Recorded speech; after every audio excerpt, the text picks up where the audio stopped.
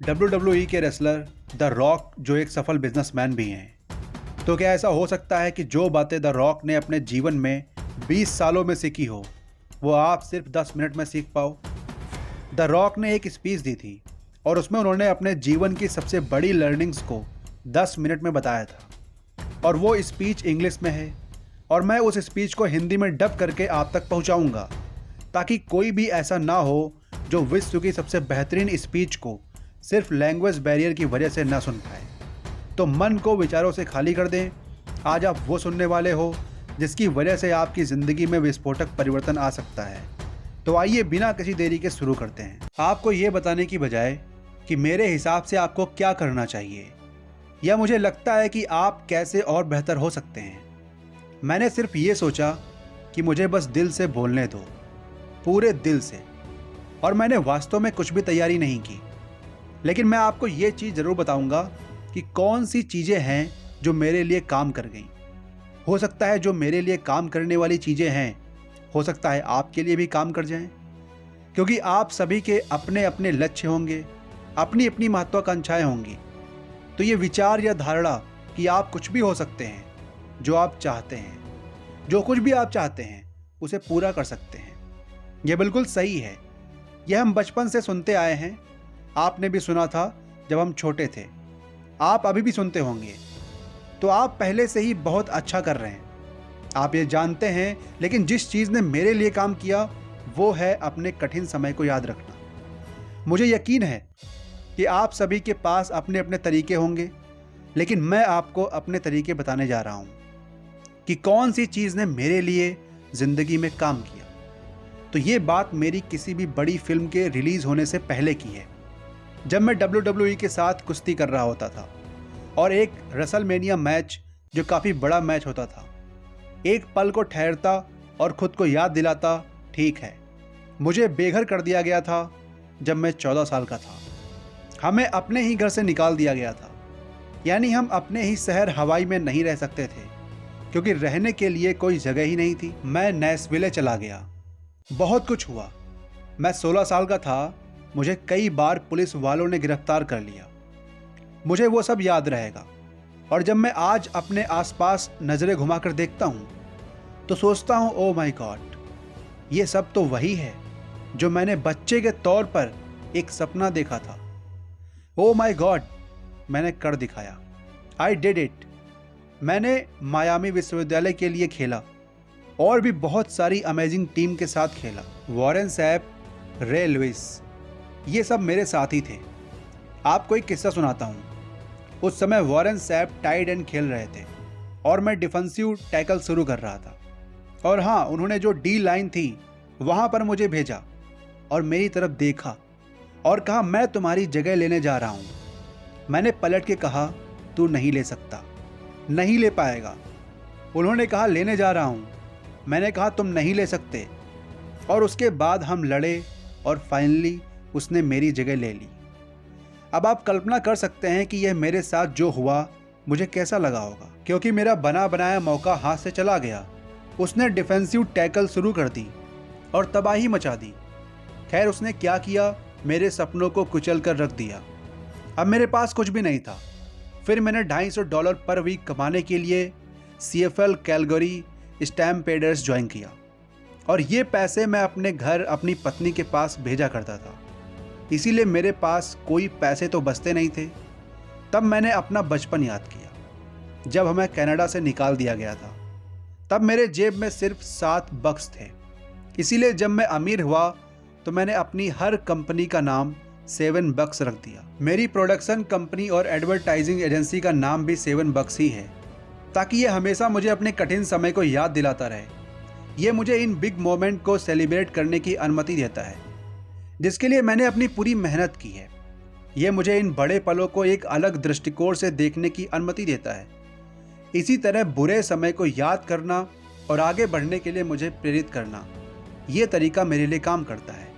इसीलिए मुझे लगता है कि ये कुछ तो है, एक आइडियोलॉजी और माइंडसेट आपकी मदद कर सकता है। अगर आप अपनी सफलता को इस तरह से देखें कि आपने इसे कहाँ से शुरू किया था, तो यकीन मानिए यह काम करता है। हम सफल हैं, हम भाग्यशाली हैं, इस कमरे में हर कोई अमीर है, अब किसी को देश से निकाला नहीं जाएगा। आपके पास जो कुछ भी है, लेकिन पैसों की समस्याएं तो नहीं है। यही सोचते हुए मेरी पीठ हमेशा पास्ट प्रॉब्लम की इस दीवार में आगे होती है और मैं हमेशा आगे बढ़ता रहता हूँ। हालांकि इसका मतलब ये नहीं है कि आप मुस्कुराएं नहीं, इसका मतलब ये नहीं है कि हंसी मजाक ना करें। तुम खुश हो, मैं खुश हूँ, मैं एक खुश मिजाज लड़का हूँ। लेकिन जब बिजनेस की बात आती है और जब एग्जीक्यूशन की बात आती है तो ये इसके विपरीत है। मुझे उस रास्ते पर जाना है और जो मेरे सामने है मैं उसकी परवाह नहीं करता। वह मुझे रोक नहीं सकते।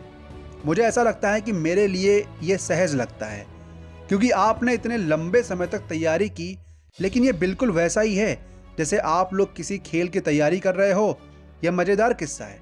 लोग मेरी फिल्में देखने के लिए अपनी मेहनत की कमाई खर्च करते हैं, मुझे स्क्रीन पर देखकर चीयर करते हैं और मैं इसी प्यार के लिए तो जीता हूँ, इसी में तो मज़ा है। ध्यान से सुनिएगा, फिल्म के लिए तैयारी करने का मतलब सिर्फ वो नहीं है कि जो कैरेक्टर में प्ले कर रहा हूँ उसे सही से करूँ, बल्कि मेरे लिए तो डायरेक्टर से मिलना, प्रोड्यूसर से मिलना, लेखक से मिलना और फिल्म की पूरी स्क्रिप्ट का जायजा लेना भी प्रिपरेशन यानी कि तैयारी ही है।